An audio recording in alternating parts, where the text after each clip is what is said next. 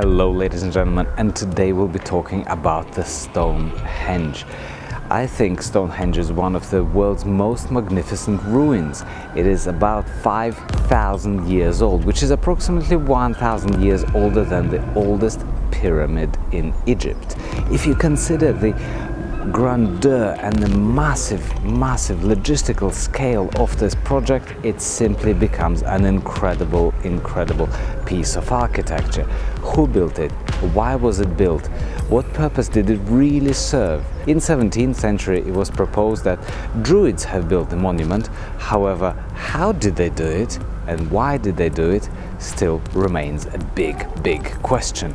Now, I think it's rather bizarre and slightly strange, if you think about it, that the stones which were transported to build the monument were brought all the way from Wales, which is approximately 150 miles away.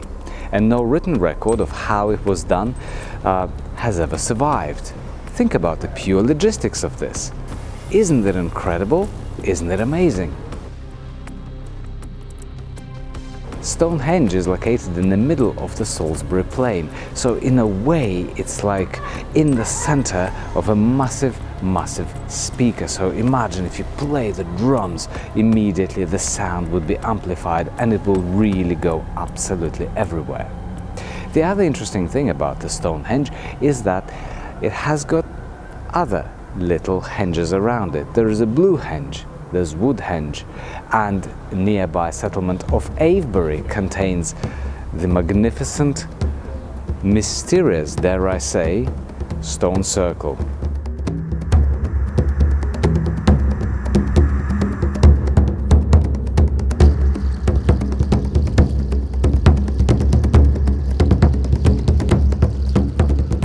The other interesting thing that really surprised me about the construction of Stonehenge is the sheer size of the boulders that were used to construct it.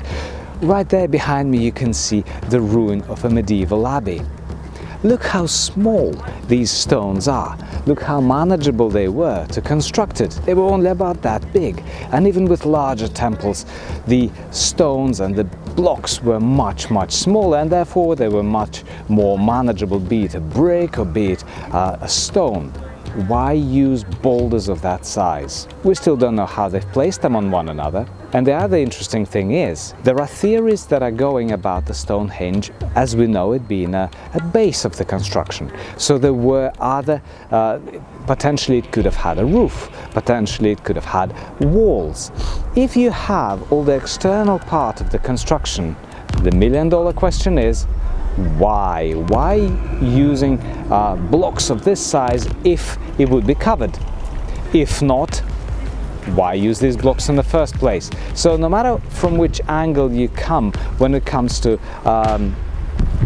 deciphering this riddle, if you will, the sheer size of these blocks still doesn't make any sense.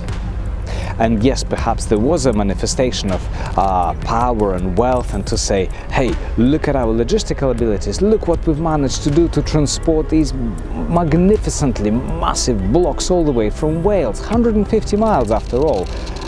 Look how we did it.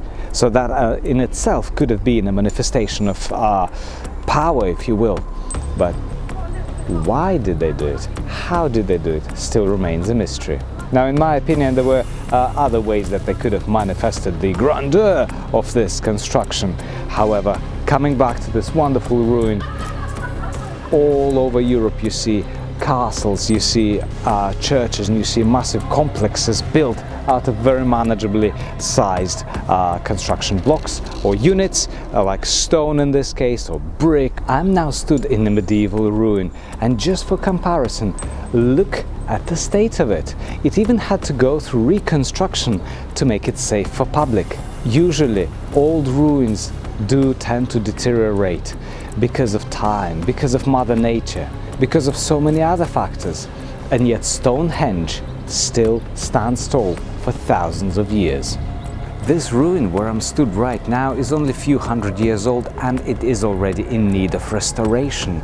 It really is magnificent as to how our great ancestors have managed to build something that would last for so many thousands of years to come. Thank you very much for watching this piece. I hope you enjoyed it. Please like, share and subscribe to my channel if you haven't already. And until next week, I shall see you later. Bye bye.